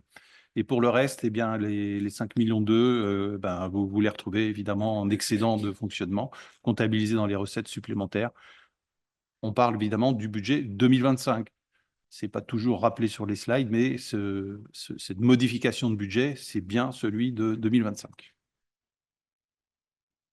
Merci, monsieur Issakidis. C'est la suite logique de la délibération précédente. Y a-t-il des demandes de parole? Non, nous procédons au vote. Y a-t-il des oppositions? Des abstentions? 3 abstentions. Je vous remercie. Nous avons fini cette séquence sur les comptes de la ville pour l'année 2024 et l'adaptation du budget pour 2025. et nous revenons sur une délibération qu'on peut retrouver au fil de l'eau, et donc pour une demande de garantie d'emprunt. Monsieur le maire et vous tous, mes chers collègues, l'essentiel de ce qui nous est demandé d'approuver est à l'écran. Cela concerne un programme donc aux 40 rue de Jouy, qui est constitué, alors, pour la partie qu'on nous demande de garantir, de 2 logements PLAI et 2 PLUS. Et je crois, et je me tourne vers Jean Bernicot, il y a une vingtaine de logements au total, c'est ça? Voilà, sur un total de 20 logements. Et ces 2 logements PLAI et PLUS, pour ces 2 logements, il nous est demandé de garantir un emprunt à hauteur de 296 252 €, consenti par la Caisse des dépôts et des consignations à l'entreprise sociale d'Omnis, réparti en 6 lignes de prêt qui vous sont détaillées dans le contrat qui vous a été fourni en appui de cette délibération, sur des durées, alors ne vous inquiétez pas, je ne vais pas les détailler un par un, mais qui vont de 40 à 80 ans, avec des taux qui, la plupart, pour faire court, sont indexés sur le livret A plus delta de marge pour l'intermédiaire. Ah pardon, c'est Banque des Territoires, Caisse des dépôts de Banque des Territoires. Voilà, en contrepartie, donc un engagement encore sur 80 ans. Hein, c'est quand même très très long, 80 ans. Ben, on nous demande encore de nous engager. Je l'ai dit suffisamment ici. Et en contrepartie, on récupère un droit d'affectation d'un logement, un logement T2, si je me souviens bien. Oui, c'est ça, un T2 de 44 mètres carrés et quelques, voilà, de type PLUS. Merci, Monsieur Sakidis. Y a-t-il des demandes de parole? Mégal. Oui, monsieur le maire, mes chers collègues, il s'agit de garantir l'emprunt pour la réalisation de 4 logements sociaux, mais c'est sur un programme de 20 logements. Donc, monsieur Bernicot nous a expliqué que il s'agissait en fait d'un programme de logement intermédiaire, parce que sinon, normalement, c'est 4 logements sur 20, c'est pas 30%. Alors, le PLU prévoit 30% de logements sociaux dans son programme. Il y avait C'est une opération qui n'est pas réalisée par un promoteur privé. C'est réalisé par INLI, qui fait partie du groupe Action Logement, qui est un groupe de logement social. Et donc, initialement, c'était un programme de 20 logements locatifs intermédiaires. Et en négociant, nous avons obtenu que parmi ces 20 logements, 4 soient des logements locatifs sociaux classiques. Voilà. En fait, c'est une opération qui a été très, très, très, très longue. Non pas à construire, oui, à construire aussi, mais il me semble bien qu'on était dans la phase où on n'était pas forcément encore sur le nombre de logements sociaux obligatoires en fonction d'un certain nombre de logements construits. C'était le cas? Bon, en tout cas, c'était le fait que ce soit l'Action Logement, il y a cette forme de dérogation avec l'intermédiaire. D'ailleurs, en fait, il était question que les logements intermédiaires rentrent pour partie, en tout cas, dans les logements sociaux. Depuis la dissolution, on n'entend plus parler de cela. Pour ça, je ne voulais pas qu'il y ait de solution, parce que ça aurait pu permettre d'améliorer le taux de logements sociaux à Viroflay. Voilà. Mais on essaie de l'améliorer au fur et à mesure. Madame Miguel, vous vouliez continuer? Oui, simplement, vous parlez de la durée des prêts. Donc, à nouveau, on retombe sur ces dispositions donc de la loi Elan qui ont poussé les bailleurs sociaux donc à avoir moins de ressources et à étirer en fait la période d'emprunt. Ce qui est intéressant, c'est que dans ces démarches-là, on a une dissociation entre la partie bâtie et la partie et le foncier. Donc, non, pas sur celle-là. Non, on n'est pas sur du BRS, là, c'est du logement Non, intermédiaire. j'ai bien compris. Mais c'est l'emprunt sur la partie foncière. Ah, pardon. Oui, tout à fait. L'emprunt sur la partie foncière est sur 80 ans. Donc, ça s'étire dans le temps. Ça a moins de conséquences que l'emprunt sur la partie bâtie, qui est quand même malgré tout sur 40 ans, qui fait qu'on a quand même encore un emprunt important au bout de 40 ans et que pour faire des travaux d'entretien et de remise à niveau du bâti, on prend des risques de se retrouver dans 40 ans avec du bâti qui sera dégradé. Voilà. Donc, c'est un défaut important de la loi Elan. Enfin, c'est une des conséquences. Voilà, c'était tout. Merci, Mme Mégale. Nous procédons au vote de cette délibération. Y a-t-il des oppositions? Des abstentions? Unanimité? Merci beaucoup. Je vais donner la parole à Monsieur Lepivin, qui préside la commission communale d'accessibilité. Et donc, il va nous faire le rapport des travaux de cette commission, rapport qui a déjà été présenté, il me semble, lors d'une Oui, dernière je séance de la commission. ne vais pas être très long dans la présentation.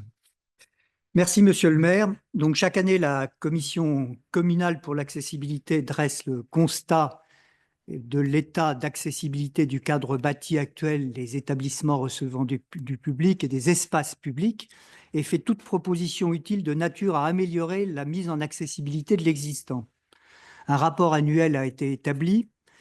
Ce rapport a été approuvé, présenté et approuvé par la commission communale pour l'accessibilité lors de sa réunion plénière en date du 4 février 2025. Et je tiens à souligner l'esprit extrêmement positif et constructif des membres de la commission. Je souligne en particulier le rôle de Philippe Gevrey au sein de cette commission et enfin la bonne prise en compte des problématiques d'accessibilité par les services techniques municipaux. Dès lors, mes chers collègues, il vous est demandé de bien vouloir prendre acte de la présentation du rapport de la commission communale d'accessibilité pour l'année 2024. Riche illustration, ce rapport. Effectivement. Et pour cause. Bien, y a-t-il des demandes de parole? Monsieur Fournier, même égal. Monsieur le maire, chers collègues, les remontées que nous avons eues des actions de cette commission pour l'accessibilité sont positives, effectivement. Les différentes visites effectuées par les membres de cette commission avant et après la livraison des équipements sont productives et suivies des faits, et les différents acteurs sont réactifs et nous les remercions. Nous tenons à souligner que c'est un très bon exemple des effets positifs qu'il peut y avoir en général à impliquer les personnes concernées dans les différentes réalisations publiques. Merci. Ce que nous faisons de façon assez généralisée. Même égal. Oui, je ne serai pas longue. Ce rapport est conforme donc à la présentation qui a été faite lors de la commission du 4 février 2025. Cette commission, donc prévue par la loi de 2005, fonctionne vraiment à Viroflay depuis 2014. Elle permet d'améliorer l'accessibilité des espaces publics pour tous. Les participants continuent de remonter les difficultés rencontrées sur le terrain ou dans les bâtiments et recherchent de façon pragmatique les solutions à mettre en œuvre. L'amélioration du chemin d'accès à la mairie que nous réclamions depuis 10 ans a enfin été réalisée ce début d'année, comme quoi il ne faut pas baisser les bras. Il sera dans le rapport 2025. Voilà. Nous voudrions souligner cependant plusieurs points. La ville a installé depuis plusieurs années un dispositif sonore sur les feux tricolores pour sécuriser la traversée des rues pour les personnes malvoyantes. Cet aménagement est mal connu du public. Nous demandons qu'une large communication soit faite, magazine de la ville, messages sonores sur les réseaux sociaux de la ville, etc. C'est vraiment dommage d'avoir fait ces installations et qu'elles ne soient pas davantage connues et utilisées. Donc, il faut essayer de mettre le paquet, si je peux me permettre. Voilà. Et d'autre part, alors que l'accessibilité de la voirie s'améliore, la ville ne communique pas sur son plan de mise en accessibilité de la voirie et des espaces publics, plan appelé PAV, et c'est dommage. Je vous remercie. Ok. J'ai vu Philippe Gevrey qui s'agitait. Vous avez un mot à ajouter, monsieur Gevrey? Monsieur le maire, mes chers collègues, s'agissant effectivement des bornes sonores, si j'ai bonne mémoire, il me semble que le journal municipal d'il y a quelques temps avait fait une présentation à ce propos. Mais néanmoins, je pense qu'on peut effectivement faire un rappel. Et puis, effectivement, je voulais juste également préciser que le CCAS dispose d'un stock de télécommandes qui, justement, actionne ces balises pour faciliter, justement, la traversée des personnes malvoyantes. Et donc, ce stock est disponible. Alors, s'agissant également du PAV, le PAV n'est pas tout, et c'est pas le juriste que je suis qui vous dira le contraire. Ça n'empêche pas que effectivement, nous avons encore des projets, effectivement, des projets d'amélioration de la voirie. Mais là, je vais laisser la parole peut-être à Jean-Philippe Ollier qui pourra peut-être vous dire effectivement les choses qui sont prévues. Monsieur Ollier est un ballon. Merci, chers collègues. Pardon, Monsieur le maire, chers collègues. Ouais, c'était organisé. Oui. Ouais. On a déjà parlé d'une partie du sujet. Il y a le principal point noir lors du dernier conseil municipal. C'était l'objet de la question du groupe Cité. Bien. Parfait. Donc, nous prenons acte du fait que ce rapport a été communiqué aux membres du conseil municipal. Parfait. Je vais passer la parole maintenant, pareil, en fait, à une délibération que nous prenons chaque année. C'est la prise acte du bilan de l'action foncière. Il n'y a pas de vote, mais on prendra acte. Et c'est Jean Benico, maire adjoint, qui vous la présente. Monsieur le maire, chers collègues, les cessions acquisitions qui ont été réalisées en 2024 s'inscrivent dans le cadre de la convention d'investissement foncier qui a été signée entre la ville et les PFIF et votée au conseil municipal en 2022. Il y a quelques chiffres de synthèse qui sont intéressants, qui ne figurent pas là, mais dans le rapport. Le montant de la convention porte sur un montant de 50 millions d'euros.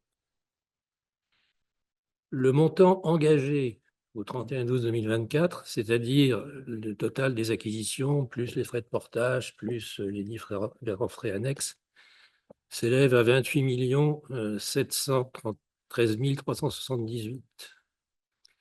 Le montant des recettes, c'est-à-dire les cessions plus les éventuels loyers perçus par les PFIF, s'élève à 12 778 645. Ce qui donne un stock foncier, c'est-à-dire le montant engagé moins le montant des recettes, c'est-à-dire la valeur du stock, de 15 934 733. Enfin, le dernier montant intéressant, c'est le solde de la convention, c'est-à-dire la différence entre les 50 millions et le stock foncier, c'est-à-dire le stock disponible pour Viroflay, qui s'élève à 34 065 267 euros. Voilà pour les quelques chiffres de synthèse. Les actions réalisées, bon, il y a eu une seule acquisition par les PFIF en 2024, rue d'Asselor. Les PFIF a acquis une parcelle rue d'Asselor qui jouxte une parcelle déjà détenue par la ville dans l'optique de conduire à un remembrement foncier qui pourrait permettre à terme de réaliser une opération de promotion immobilière avec, comme c'est le cas pour toutes les opérations de promotion immobilière privée, un taux de logements sociaux de 40%. En matière de cession, bah là vous les connaissez, hein, puisque la première cession porte sur s'inscrit dans le cadre de l'opération de transformation de bureaux en logements au 108 avenue Général Leclerc menée par Versailles Habitat. On a déjà eu l'occasion d'évoquer cette opération en conseil dans le cadre du vote d'une subvention d'équilibre de 200 000 euros. Et là, les PFIF a acquis en 2023 une parcelle qu'elle a revendue à Versailles Habitat un an plus tard à peu près, pour un montant de près de 2,9 millions, incluant donc d'une part des frais de portage d'autre part, et également d'une minoration foncière en faveur du logement locatif social. La deuxième opération de cession s'inscrit là aussi dans une option bien connue. C'est l'opération de BRS conduite par REI Habitat, portant sur 31 logements. Et là aussi, les PFIF a acquis un certain nombre de parcelles pour un montant de 2,9 millions. Enfin, il y a eu un échange, toujours dans le cadre de cette opération de promotion de BRS de la place de la bataille de Stalingrad, d'un échange de petites parcelles entre les PFIF et la ville, Voilà l'activité d'acquisition-cession 2024. Voilà. que l'on peut citer. Et vous avez en annexe le total le détail des acquisitions et des cessions réalisées par les FIF dans les 10 dernières années. Je vais vous dire une chose, heureusement que l'EPFIF est là. Oui. D'abord, c'était l'EPFI, donc Yvelines, puis après l'EPFIF Île-de-France, parce que la ville serait incapable de faire des réserves foncières à de tels niveaux financiers. Si l'EPFIF n'était pas là, je ne sais pas comment on ferait pour pouvoir engager la rénovation de certains endroits ou de pouvoir répondre à nos obligations de construction de logements, dont logements sociaux. Donc voilà. Après, il faut arriver à maîtriser, mais on travaille bien avec l'EPFIF globalement sur la maîtrise de ce qui se réalise sur les différentes emprises, avec la plupart du temps un portage qui peut excéder plus d'une dizaine d'années pour certaines opérations un peu complexes. Y a-t-il des demandes de parole sur ce bilan de l'action foncière? Non. Donc, nous prenons acte que ce bilan vous a été présenté. Dernière délibération pour ce soir. Il s'agit, je vais vous la présenter, de l'instauration de l'indemnité spéciale de fonction et d'engagement pour les agents de la filière police municipale. Cela s'inscrit dans ce qu'on appelle le RIFZEP, le régime indemnitaire général pour un certain nombre de cadres d'emploi. Vous savez, ce RIFZEP existe pour pas mal de filières depuis un certain nombre d'années. La police municipale échappait à ce dispositif depuis un certain temps. Et donc, les policiers municipaux bénéficiaient toujours d'un ancien régime indemnitaire tel que l'IAT, l'ISMF, enfin un certain nombre de régimes indemnitaires qui sont donc supprimés à l'occasion de l'instauration de cette indemnité spéciale, cette ISFE. Cette indemnité a été discutée avec l'ensemble de la police municipale et en gros, elle se partage en deux parties. Il y a une part fixe de cette ISFE où vous voyez les taux qui ont été déterminés, puis une part variable. La part variable étant versée mensuellement à hauteur de 50% du plafond qui est fixé, et les 50% restants, au maximum, c'est un plafond, pourront être complétés par un versement annuel en fonction d'un certain nombre d'éléments, de critères sur la façon de servir, notamment des policiers municipaux. Donc ce travail a été présenté à l'ensemble des policiers municipaux. On a fait en sorte que l'instauration de cette indemnité ne modifie pas leur rémunération mensuelle. Et si ça la modifie, ultérieurement, ce sera plutôt à la hausse plutôt qu'à la baisse. Donc, ce ne sera pas du tout à la baisse, en tout cas. Voilà. Donc, cette indemnité est tout à fait... ils ont bien compris la façon dont elle était calculée. Lorsqu'on l'a présentée en comité social territorial, là aussi, les représentants du personnel l'ont voté à l'unanimité. Voilà, donc je vous propose donc de l'instaurer. Je ne sais plus à partir de quelle date, c'est à partir du 1er mai 2025 que cette délibération prendra effet, si jamais vous voulez bien l'adopter ce soir. Y a-t-il des demandes de parole? Monsieur Fournier. Monsieur le maire, chers collègues, sur un plan technique, Sur un plan technique, notre groupe est favorable à la normalisation des systèmes de calcul des rémunérations au sein des personnels de la mairie. Donc, c'est une bonne chose de permettre au personnel de la ville d'avoir une vue plutôt claire et détaillée de leur mode de rémunération. Nous avons quand même une question par rapport à l'attractivité de Viroflay pour recruter des policiers municipaux. Est-ce que nous avons du mal à recruter des agents au sein de la police municipale? Merci. Nous avons eu du mal dans le temps, et ce n'était pas une question de rémunération, c'était surtout une question d'attractivité et de management. Là, en l'occurrence, nous sommes au complet. Nous avons l'ensemble des postes qui sont pourvus au niveau de la police municipale. Donc, c'est plutôt une bonne chose, ce qui n'est pas le cas dans toutes les polices municipales.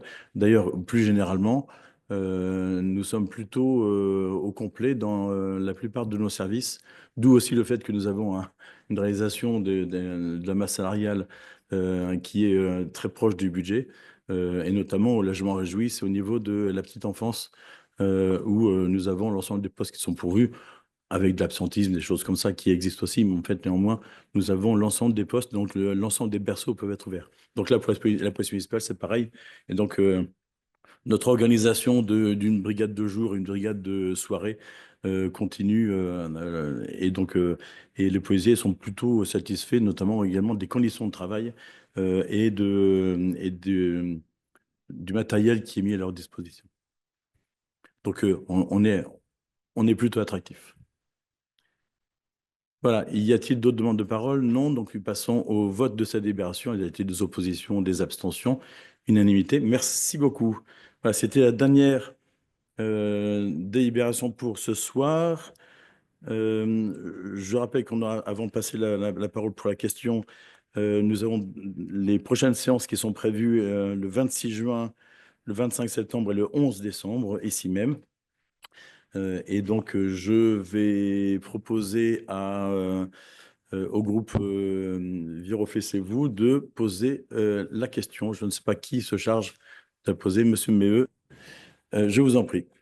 Monsieur le maire, mes chers collègues, la liste Viroflexez-vous souhaiterait attirer l'attention sur le projet de végétalisation de la gare routière et RER de Chaville-Vélizy, rue Arthur Petit à Viroflay.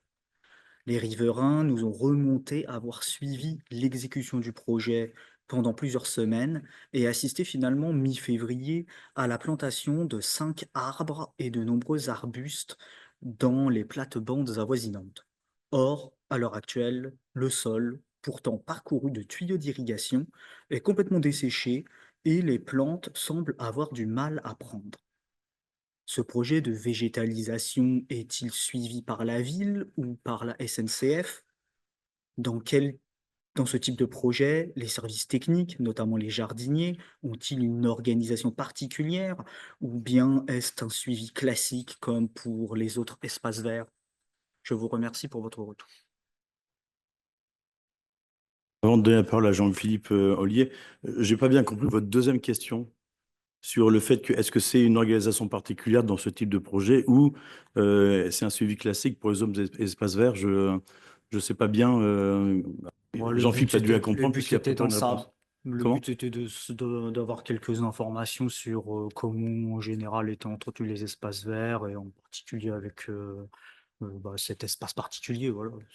C'était le but de la question aussi. D'accord. D'élargir un peu la question finalement, de généraliser aux espaces verts en général et de l'appliquer à ce cas particulier. Voilà. D'accord. Bon, je pense que la réponse de Jean-Philippe Ollier va vous satisfaire. J'espère en tout cas. Merci, monsieur le maire. Mes chers collègues, ma réponse à la question du groupe VCV sera assez rapide. Tout d'abord, ce projet de végétalisation de la gare routière Chaville-Vélizy a été initié, je vous le rappelle, par la ville de Viroflay au vu de l'état d'abandon de cette gare appartenant à la SNCF, notamment la SNCF Gare et Connexion.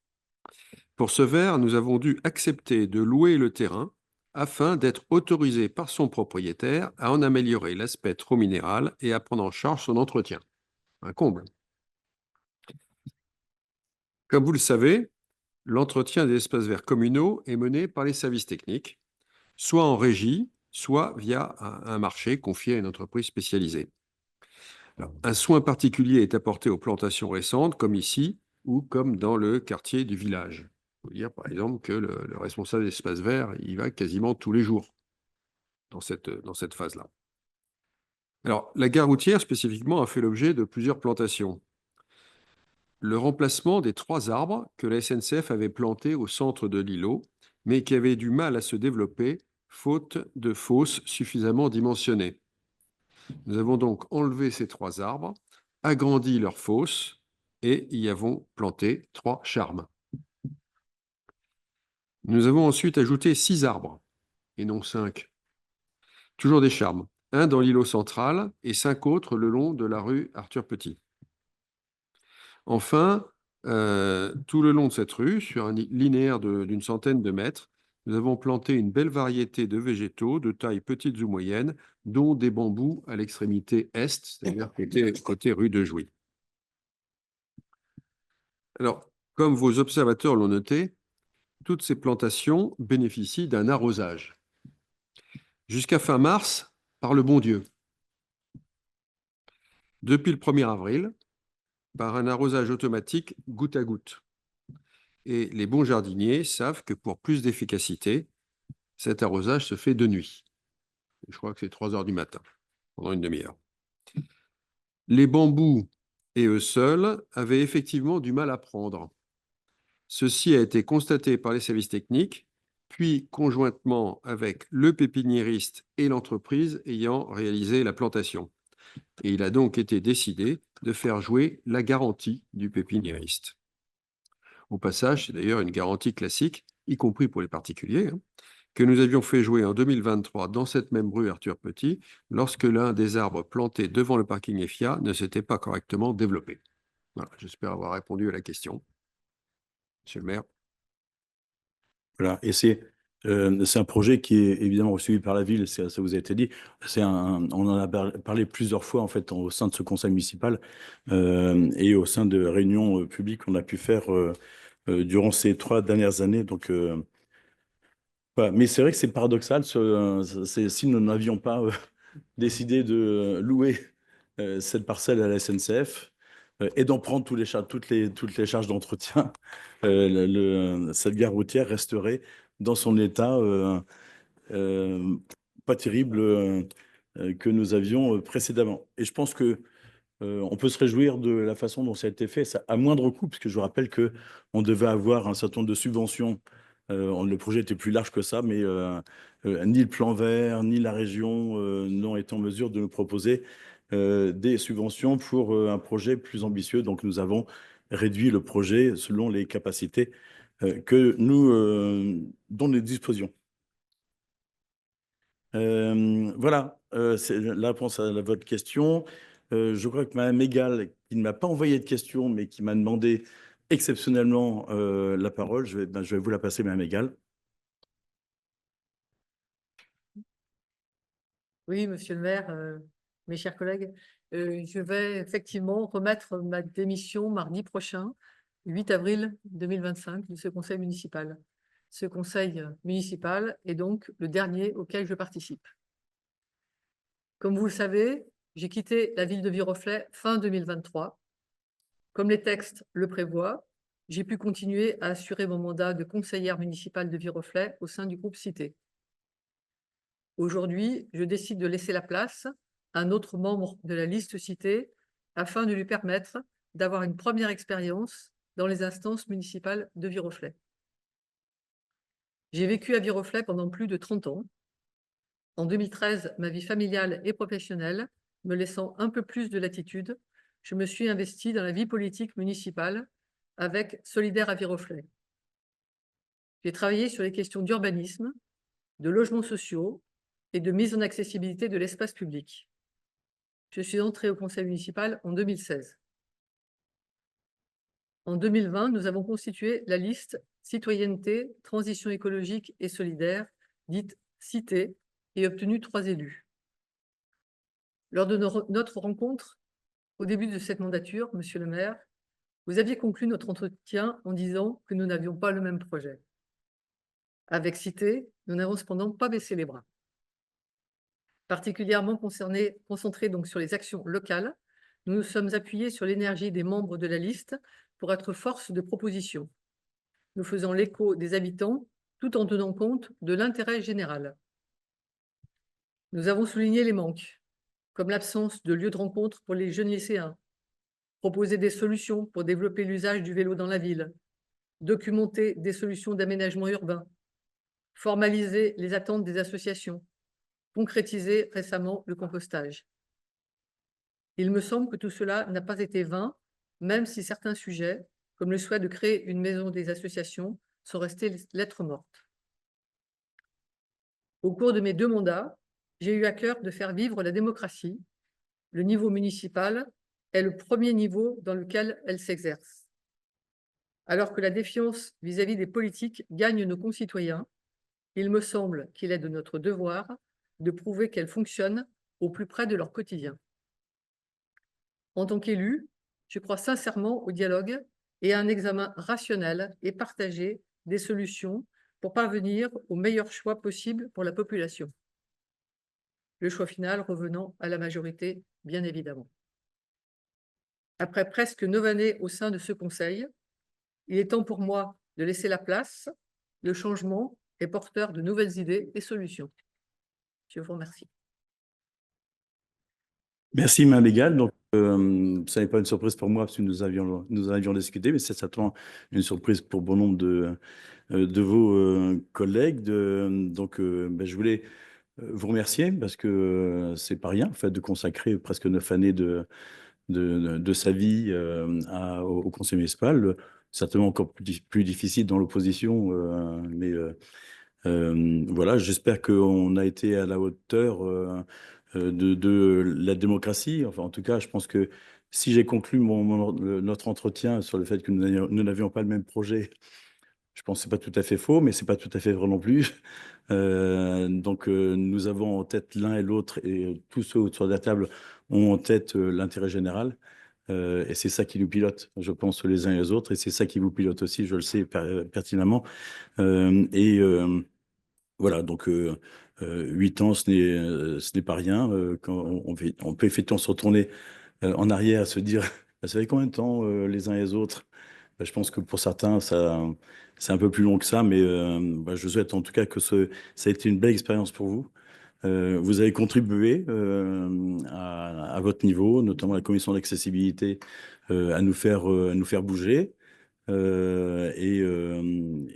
pense que vous avez la satisfaction de voir que certains de projets que vous portiez, en fait, même si tous n'ont pas été réalisés, certains ont été réalisés parce que l'opportunité s'était faite, parce que on a considéré que c'était nécessaire. Voilà. Et je pense que pour finir, la démocratie fonctionne bien à Viroflay. Et j'en veux pour preuve que on a toujours aux élections un taux de participation qui est très important à Viroflay, plus important que toutes les communes de plus de 10 000 habitants en France. Donc, je pense que c'est un bon élément de la vitalité de l'investissement et de l'engagement démocratique de nos habitants, des Viroflaysiens et des Viroflaysiennes. Donc, merci à vous. Et donc, vous donnez votre démission mardi parce que vous voulez être présente à la commission plénière de lundi soir. Ça, je le comprends aussi. Après, vous transmettrez à votre successeur ou successeuse les éléments pour qu'elle puisse aussi, à son tour, comprendre le fonctionnement d'un conseil municipal. C'est pas si simple, hein, elle aura, ou il aura, le suivant sur votre liste, c'est un homme. Donc, s'il prend, il aura 1 an pour comprendre. 1 an, c'est court pour comprendre. Et donc, on fera tout pour que les choses soient compréhensibles. Et je pense que vous transmettrez aussi un certain nombre de choses. Merci à vous, Mme Egal. Et puis, je pense qu'on peut vous applaudir.